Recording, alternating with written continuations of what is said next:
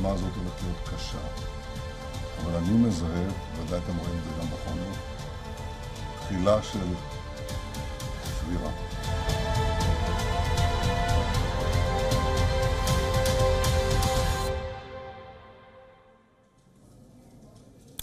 Now, the American President Joe Biden is facing intense criticism for his support for Israel's response to what happened on the 7th of October and also for the aftermath of a relentless campaign of air bombing of the people in the Gaza Strip. Now, according to the health ministry in Gaza, an estimated 18,787 Palestinians, predominantly women and children, have been killed. At least about 50,000 Palestinians have been seriously wounded or maimed in this campaign of relentless bombardment by the Israelis. The Prime Minister Netanyahu has vowed to press ahead with the Israeli offensive until what he describes is the end, and is rejecting all international pressure for an immediate humanitarian ceasefire.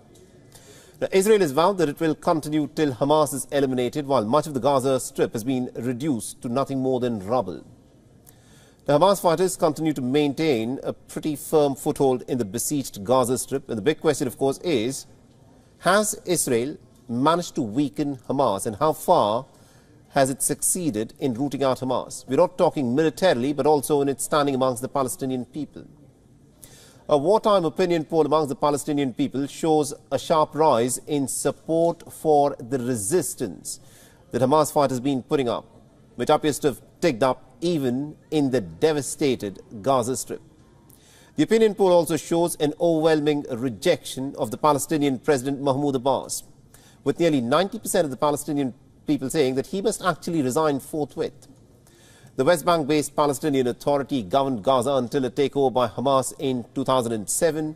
Washington has called for the West Bank-based Palestinian Authority, currently led by Abbas, to eventually assume control of Gaza and to run both territories as a precursor to statehood. But Hamas has warned that any plans for Gaza that do not involve the group are an illusion and a mirage. Any bet-on arrangements in Gaza or in the Palestinian cause in general without Hamas and the resistance factions is an illusion and a mirage. I think it's very important that we should all realize that Hamas is an integral part of the Palestinian political mosaic. And therefore, for Israel to claim that they are going to eliminate Hamas, I think this is something that is totally, first of all, is not going to happen, and totally is not acceptable to us. Now remember, Israel has drawn widespread international condemnation and also rare criticism from its staunchest ally, the United States, over the killings of tens of thousands of Palestinians in a span of just 2 months. The American President Joe Biden has said that Israel is actually losing support with its campaign of indiscriminate bombing of the Gaza Strip, and that Benjamin Netanyahu should actually change his tactics, exposing a clear rift in the relations between Joe Biden and the Israeli Prime Minister. We have every expectation that Israel will do exactly what they say they're doing, which is to continue to go after the terrorist leaders and to do so in a way that minimizes civilian harm, as I said in my opening statement, as the President has said. That's their intent, and it's important that the results match that intent. But also, Biden told a predominantly Jewish audience in the White House that Israel is in a pretty tight spot and that he has made his differences with Netanyahu pretty clear.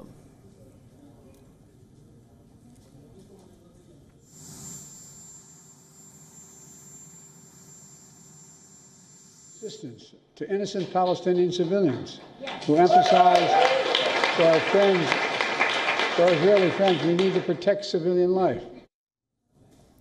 But there's also a word of advice from the retired U.S. Army General David Petraeus, citing experience of American troops fighting with al-Qaeda in Iraq. The former director of the CIA has cautioned that the very idea of Hamas must in fact also be combated, and this can only be done by making the life of the Palestinian people better than it was under Hamas's rule.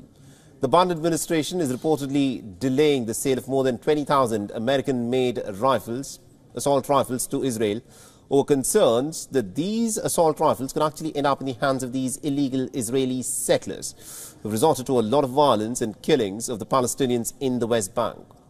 The Biden administration is apparently worried that a lot of these weapons could, of course, end up stoking more violence in the West Bank, a place where Hamas does not even exist.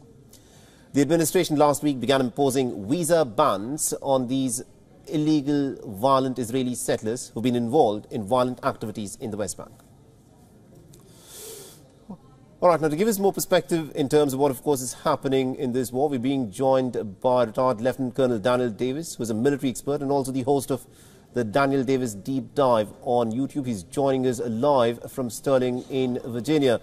Now, Colonel Davis, these are some pretty strong words that we've heard from the American president. The differences between the American leadership, that is Joe Biden, and Netanyahu appear to be pretty clear. And also Jake Sullivan is, of course, traveling to Israel. What message do you think the Americans are giving to the Israelis in the aftermath of the horrific death toll of the Palestinians that we witnessed? Well, I think that poll numbers that you cited just a moment ago is pretty sobering information and really confirms what many people here in the United States and apparently in the administration has been saying.